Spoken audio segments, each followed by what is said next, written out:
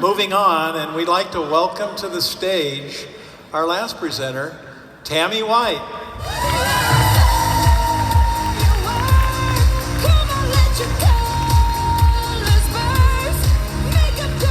Hello. So I'm Tami White from Marlborough, Massachusetts, and I am here to debut and introduce the most awesome stamp set ever. This is the best catalog, yes? And it's not just because this stamp set is in there, but I did this. So I'm going to show a couple of samples here with the Capture the Good stamp set. I'm pretty excited about this. I got to design it as $1 million stamp set. I know it's a little late. We're just going to call it a $2 million stamp set now. But I don't know, some of you may share this hobby with me, but one of my favorite hobbies is paper crafting. Anyone? Anyone? Yes? Paper crafters? So my second favorite hobby is photography. So I'm really excited to be able to combine those two together with this stamp set. So the first project I had to share was something for the beginner stamper, or for those of you who do classes, Stamp-A-Stacks, just a simple card. And it doesn't always have to be really overdone. You can make a very, very simple project look awesome. I think Brian's rubbing off on me. Oh my gosh.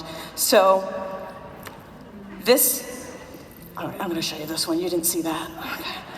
There we go. And you know what? I'm just gonna shout out to everybody who got the memo about matching their projects. Apparently I missed it. Sorry. I should have come up here with cameras on. So this is my simple project for the beginners, and then I stepped it up a little bit here for the casual stamper, and just added in some of the rectangle, layered it with a frame of the rectangle stitched dies there, and then a little bling, and you might notice here, the lens turns into a zoom lens here, because if you like cameras and photography, sometimes you have multiple lenses. And so we designed this stamp set to go with the circle punches and these circle dies. Now this one here is stepped up for the more avid stamper, where I actually, I didn't use any extra ink. I just stamped it and then took an aqua painter and just actually brushed it over to watercolor the top there and raise that up. So we did design this to go with the circle punches and dies. So I kind of put together here, and they do go with the words as well, but the lens here works really well with the circle punches, the layering circle dies, and the stitch shapes dies. So I put together what they look like when they're layered on top of each other with each of those different cuts there. And because I wanted to show kind of a cool technique, and they only gave me a few minutes to do this, and I have like 14 projects to share with you, so I think we can do this. I think we can, right? So I'm just gonna show you just a little bit of, just a really quick, easy sponging technique. And what I'm doing here is I'm taking a lighter, this is a Daffodil Delight. We got a shadow on there, can you see that? Okay, all right. It's Daffodil Delight, and it's one of the lighter colors, and I'm just using a sponge dauber here so you can kind of use this as an upsell when you're making your projects. Sorry, I'm trying to keep my hands out of the way. And I'm not doing the whole, I don't know how well you can see that on there. There we go. I'm not doing the whole background here. I'm leaving some white space, and then I'm gonna add in just a little bit of Mango Melody, and not just because it's fun to say. It's fun to play with too. And then I thought, well, let's take it a little bit further. We'll add some pinks in here. We'll kind of get really, now I know sometimes, especially your beginner stampers have a really hard time when you get messy and everything isn't kind of straight and inside the lines. So this is a fun one to kind of break them out into doing something outside the box for them. And then I just took some Melon Mambo, which was a little bit darker, and just touched up a little bit of this. And I liked this particular style too, because I wanted to show some samples that were a little bit outside of not just the camera itself, but some of the fun sayings that were in there. So now I'm taking some Mango Melody, sorry. Melon Mambo, Mango Melody. It's kind of fun. They're fun to say, they're fun to play with.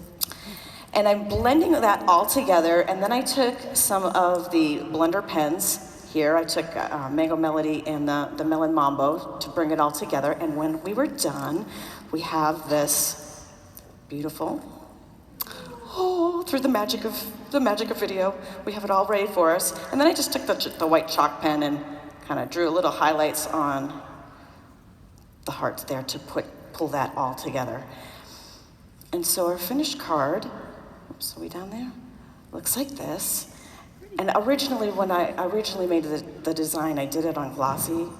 Can you see that? And the glossy is really pretty, but then I found out the glossy wasn't in the new catalog.